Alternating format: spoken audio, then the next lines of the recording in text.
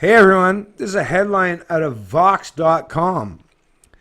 They have no allegiance to liberal democracy. An expert on Antifa explains the group.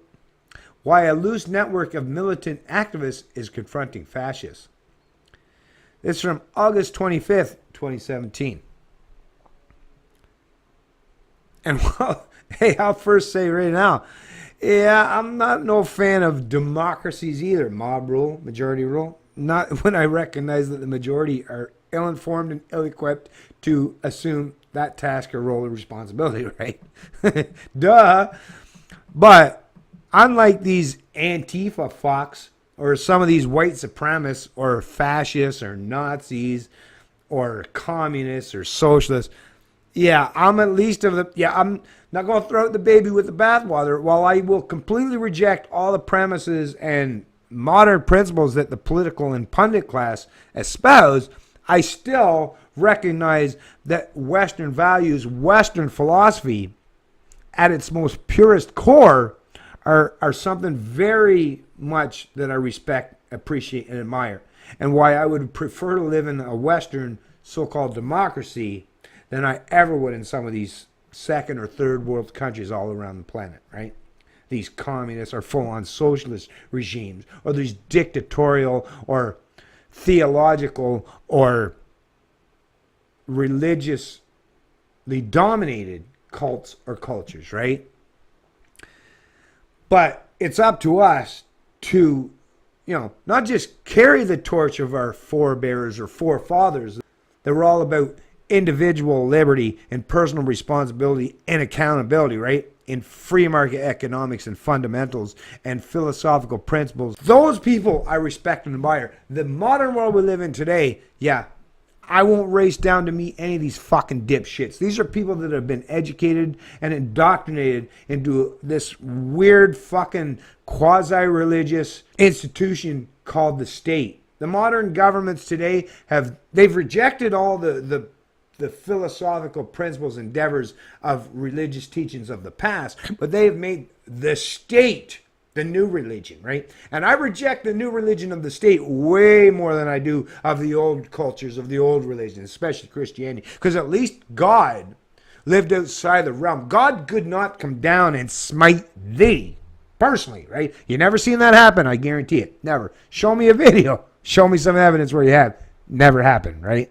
But these human beings, these fallible human beings that represent themselves to be in your political or economic overlords, right? The ones that do have the supposed pretense of authority or power to dictate and micromanage your lives, your social, political, and economic lives.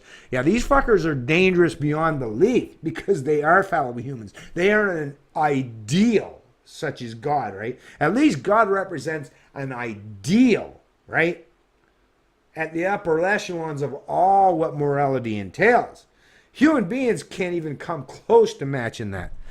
And these political hacks, especially these socialists, these communists, right? These anarchists. And I hate to say the word anarchist because there's a lot of good people that self-identify as anarchists. The problem is you need to disassociate with these fucking dipshits that also call themselves anarchists, right? You need to point out every day, right, how different your particular concept of anarchy is, right? And if you don't, well, like I say, I don't know if that badge, that moniker has already been, it's been so thoroughly soiled that you may never be able to resurrect it again, which is why I never chose to identify as such. Even though I will very much align with a lot of anarchists, but usually it's the ones that are self-reliant anarchists, not the kind of anarchists that just want to create chaos and havoc to create some semblance of government that they will use to benefit them, right? That, to me, it's like, that's not anarchy. That's not fucking communism and socialism. That's not real anarchy, fuck sticks, right? That just means you want to use political power to create the the pretense of anarchy, but in reality, you want to use that political power for your own benefit, for your own good, or for your concept of the greater good. When Donald Trump used the phrase alt-left to describe the anti-neo-Nazi protesters in Charlottesville last week, most people had no idea what he meant. I'm actually not sure he knew what he meant. What about the alt-left that came charging at the, as you say, the alt-right? Do they have any semblance of guilt? Trump said during a rambling press conference. If the alt-left exists, it's probably best represented by Antifa, short for anti-fascist, a loose network of left-wing activists who physically resist people they consider fascists. These are often the scruffy bandana-clad people who show up at alt-right rallies or speaking events in order to shut them down before they happen, and they openly embrace violence as a justifiable means to that end. Antifa is not a monolithic organization, nor does it have anything like a hierarchical leadership structure. It's an umbrella group that shares a number of causes, the most important of which is resisting white nationalist movements. Look to my video in the past. I've done 2 so far. What is nationalism, right? Let's define the terms. What is nationalism? Part 1 and Part 2. Adherents are mostly socialists, anarchists, and communists who, according to Mark Bray, a historian at Dartmouth College and author of Antifa, the Anti-Fascist Handbook, and I will also point out that Dartmouth College, where he is a historian and lecturer, they sent out, the president of that institution sent out a memo saying that he does not support anything that Mark Bray puts forth. So Mark Bray does not represent the views of his particular college. Reject turning to the police or the state to halt the advance of white supremacy. Instead, they advocate popular opposition to fascism, as we witnessed in Charlottesville. I reached out to Bray to discuss the group and its burgeoning impact on American politics. He's sympathetic to Antifa's cause and makes no effort to hide that. He describes the book as an unabashedly partisan call to arms that aims to equip a new generation of anti-fascists with the history and theory necessary to defeat the resurgent far right. So these are communists, like I say. And listen, as much as people like to talk it today, especially people on the left side of the political spectrum and the media pundits, right, that represent that fucking kind of ideology, they always point against Hitler. They don't ever point at Mussolini. You should question that, really, right? Because Mussolini would be like, damn, he was so close to us that we probably shouldn't bring him up. But the other thing they leave out of the equation is the communists. The communism, right? That wall that came down, right? You know, remember Reagan? Gorbachev, tear down this wall. Well, that whole wall represented the difference between Western, right? I guess fascism or whatever, culture or capitalism even. Although there was a definitely a mix match and myriad of all those philosophies or political or social and economic endeavors. But the East represented communism, right? Full-on socialism, right? Global socialism, communism. And that war lasted a lot more. I mean, World War II, the fight against fascism, right? Nazism, National Socialism, that war went on from 1939 to 1945. But the war, the Cold War, and the only reason why it was a Cold War is because nuclear weapons were introduced subsequently to World War II, right? Actually, it was part of World War II, and that's how the U.S. dominated and forced Japan into submission, was through the nuclear bombs that they dropped in Hiroshima and Nagasaki. But subsequent to all of that, after 1946 and onwards, right up into the 90s, so 30 years, 40 years, right? It was all about fighting communism, all the Red Scare, right? All of this, let's hide, duck, and cover, right? In case there's a nuclear war. It was all about fighting communism. So as much as people like to talk on the left, being all against anti-fascists, right, and National Socialism, they seem to forget and want to negate the fact that, you know what, there was a much bigger battle, a much longer, protracted battle against communism.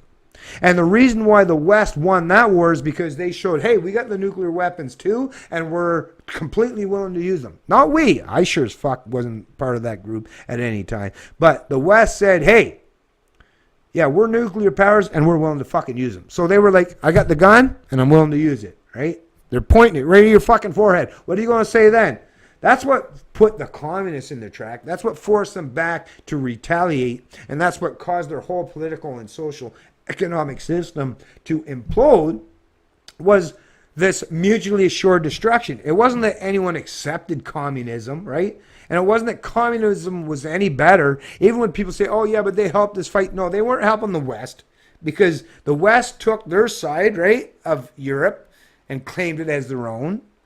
And Russia said, no, they were taking theirs. So it was two fucking huge fucking power structures, political power structures, that decided that one was going to take some portion of Europe, the other was going to take the other portion. So let's not pretend that statism of any kind is good for the people or good for the masses. It's been the very structures, the very ideologies, the very institution that has caused the death of in excess of what, 100, maybe 200 fucking million people just in the 19th and 20th century alone. So please, let's stop pretending that politics or central planning governments is any way even remotely close to be a moral just or a moral means to an end, right? Or a method or a platform to individual liberty or freedom, right? No.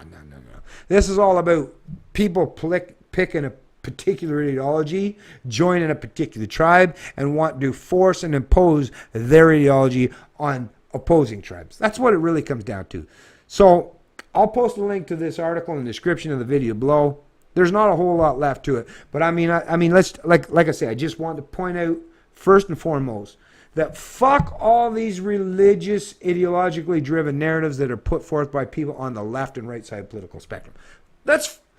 Can we start taking politics out of the equation completely? Start using good judgment, common sense, objective reality, philosophy, science, and reason as a basis, as the foundation for what we put forth and present going forward, and how humans should cohabitate and coexist in whatever geographical location you live in whatever country you live in.